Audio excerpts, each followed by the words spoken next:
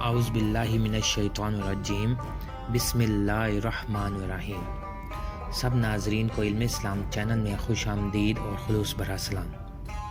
آج کا عنوان قبر کا عذاب۔ ایک نوجوان لڑکی نے اپنی والدہ سے کہا کہ امی میں بیوٹی پارلر جا رہی ہوں۔ امی نے جواب دیا کہ آج کیا ضرورت ہے بیوٹی پارلر جانے کی، کبھی گھر میں بھی سکون سے بیٹھ جایا کرو، زمانہ بہت خراب ہے۔ مگر اس نے سنی انسنی کرتے ہوئے چلاتے ہوئے کہا، امی آپ بھی بس ہر وقت روکتی رہتی ہیں، آج میری دوست کی سالگرہ ہے، اس کے لیے تیاری کرنی ہے۔ یہ کہتی ہوئی فوراً گھر سے نکل گئی۔ بیوٹی پارلر پہنچ کر اس نے اپنے سر کے بال کندھوں تک کرائے اور ان کو سیٹ کروایا، پھر بھویں بنوائیں اور دیگر فیشن کر کے واپس اپنے گھر آ گئی۔ شام کے 7 بجے تیار ہو کر اپنی دوست کی سالگرہ میں جانے لگی تو امی سے کہا میں جا رہی ہوں۔ امی نے جب اس کا حلیہ دیکھا فوراً برس پڑی اور اس کی بڑی بہن سے کہا کہ دیکھو کس حلیے میں یہ باہر جا رہی ہے، شلوار ٹخنوں سے اونچی جس سے پنڈلیاں نظر آ رہی ہیں، گلا اتنا بڑا، توبہ استغفر اللہ، اور آستینیں بالکل غائب اور کپڑے اتنے باریک، کیا ہو گیا ہے تم کو؟ کچھ شرم و حیا، کچھ ماں باپ کی عزت کا پاس نہیں ہے؟ اللہ عز و جل اور رسول اللہ صلی اللہ علیہ وآلہ وسلم کا ذرا خوف کس راستے میں چل نکلی ہو؟ نہ سر پر دوپٹہ نہ جسم پر چادر، کیا ہو گیا ہے تم کو؟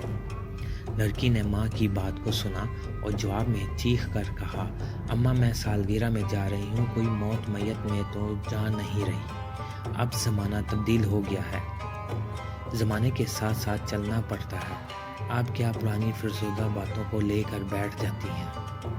ایک ہی میری بہن ہے کہ جس میں بری روح موجود ہے، مجھے نہ ٹوکا کرے، میں اپنا اچھا برا خوب جانتی ہوں، میں بچی نہیں ہوں۔ ماں نے کہا، بیٹی ہم تمہارے بھلے کے لیے کہہ رہے ہیں، یہ لباس جو تم نے پہنا ہے مناسب نہیں ہے، شریف گھرانے کی لڑکیاں ایسے لباس نہیں پہنتی، اللہ اور رسول پاک صلی اللہ علیہ وآلہ وسلم نے بھی ایسا لباس پہننے کو منع فرمایا ہے کہ جس میں عورت کے جسم کی نمائش ہوتی ہو، غیر مرد کی گندی نظریں اٹھتی ہیں، عورت کے چہرے کا نور جاتا رہتا ہے۔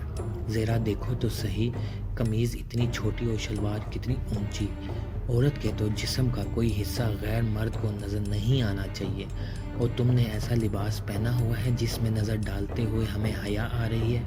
لڑکی نے جواب دیا، بس امی میرا موڈ خراب نہ کرے۔ اتنے میں دروازے کی بیل بجی تو لڑکی نے کہا، آ گئی، اب میں جا رہی ہوں، رات کو ذرا دیر ہو جائے گی، گھبرائیے گا مت، یہ کہہ کر چلتی بنی۔ لڑکی اپنے دوست کے ساتھ باہر گلی تک آئی اور رکشے میں بیٹھ کر دوست کے گھر کی جانب چلی۔ لڑکی کے دوست نے جب موڈ خراب دیکھا تو پوچھا، کیا ہوا؟ لڑکی نے تنگ آ کر جواب دیا کہ ہونا کیا ہے، بس ہر وقت کی روک ٹوک، امی کی، یہ مت پہنو، یہاں مت جاؤ، اس سے مت ملو، کہاں جا رہی ہو؟ یار میں اب بچی تو نہیں، سمجھدار ہوں، اپنا اچھا برا خوب سمجھتی ہوں۔ دوست نے ہنستے ہوئے کہا کہ چھوڑو یار، موڈ صحیح کرو، ماؤں کا تو بس یہی کام ہی رہ گیا ہے، ویسے آج تو تم زبردست لگ رہی ہو، سالگرہ میں تمہارا دوست تمہیں دیکھ کر آنکھیں جھپکانا بھول جائے گا، اور آج تمہارے دوست سے ملاقات بھی ہے۔ لڑکی نے کہا، نہیں آج تو نہیں ہوئی، مگر موبائل پر گفتگو ہوئی تھی۔ رکشہ دوست کے گھر کے سامنے رکا، انہوں نے اس کا کرایہ دیا۔ سالگرہ میں بہت دوست تھے، سالگرہ کا کیک کاٹا اور مبارکباد دی، اس طرح وقت کا پتہ بھی نہ چلا اور رات کے 12 بج گئے۔ رات 12 بجے کے بعد لڑکی گھر پہنچی تو امی انتظار میں جاگ رہی تھی۔ لڑکی نے کمرے میں آ کر اپنے دوست سے فون پر بات چیت کی اور ٹی وی کو چلا کر فلم دیکھنے لگی۔ رات کے 3 بج گئے اور فلم دیکھتے دیکھتے لڑکی سو گئی اور ٹی وی آن ہی رہا۔ دوپہر کے 12 بج گئے، لڑکی نہیں اٹھی تو آخرکار امی نے جا کر اٹھایا اور آوازیں دینا شروع کر دی، لیکن لڑکی نے کوئی جواب نہ دیا۔ امی نے لڑکی کے جسم کو زور شور سے ہلانا شروع کر دیا۔ مگر لڑکی کے جسم میں جان ہی موجود نہیں۔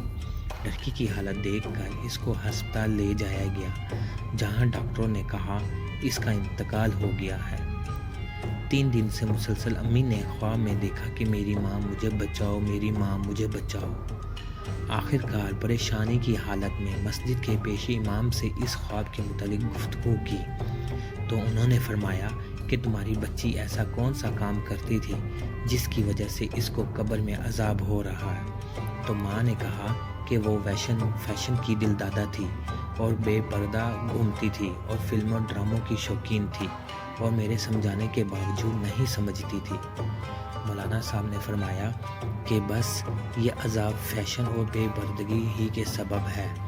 لڑکی کی طرف سے صدقہ و خیرات کرو اور 1.25 لاکھ کلمہ شریف اور درود شریف پڑھو، اس کو بخشو اور اس کے لیے دعائے مغفرت کرو۔ اب یہی وہ اعمال ہیں جن کے ذریعے عذاب اس سے دور ہو سکتا ہے۔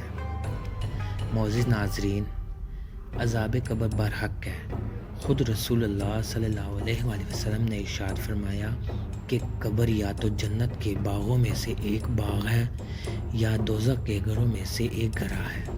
رسول کریم صلی اللہ علیہ وآلہ وسلم نے ارشاد فرمایا کہ جو میں سنتا ہوں وہ تم کو نہیں سنتے۔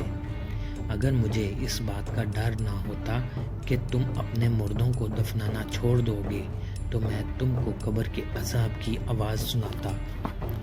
ویڈیو کو لائک اور چینل کو سبسکرائب کرنے کے لیے شکریہ۔ اللہ حافظ۔